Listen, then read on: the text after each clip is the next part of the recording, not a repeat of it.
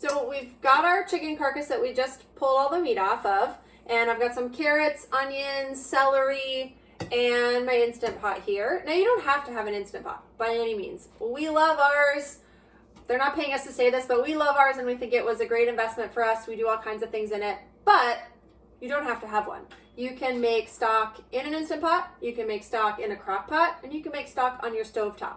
So I'll talk about the different ways that you do that. So first of all, you can just go ahead and throw your carcass into whatever pot you're gonna use. Like I said, you can throw whatever in here. You don't have to just do chicken, or you could do beef or pork. You can put mixed bones in here. It doesn't matter. Whatever bones you got, throw them in.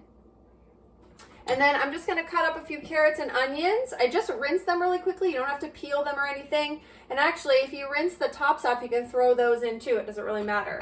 So I'm gonna go ahead and just chop them up coarsely.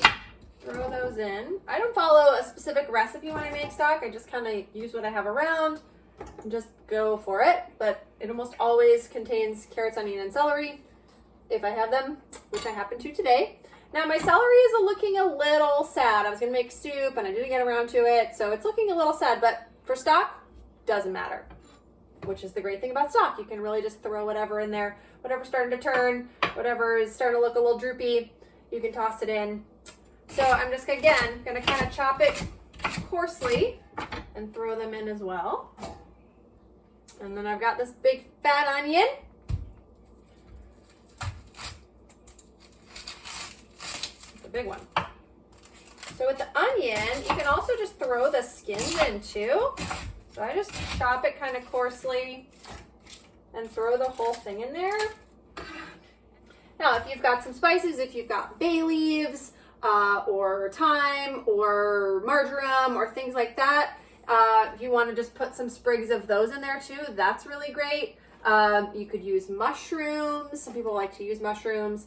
Potatoes, all kinds of vegetables can work in here too. So we're ready to go. We're going to add some water. Just going to add a few quarts of cold water. This is not rocket science. It doesn't have to be exact. I just kind of fill it up. On the Instant Pot, I fill it up to the level that it says maximum for the pressure cooking. And if you're using a stovetop pressure cooker, you want to do the same thing. Just fill it up to the maximum. Maybe just leave a little bit of room. If you're using a crock pot, I would just fill it up till you have about an inch or two, or an inch or so, inch and a half headway on the top.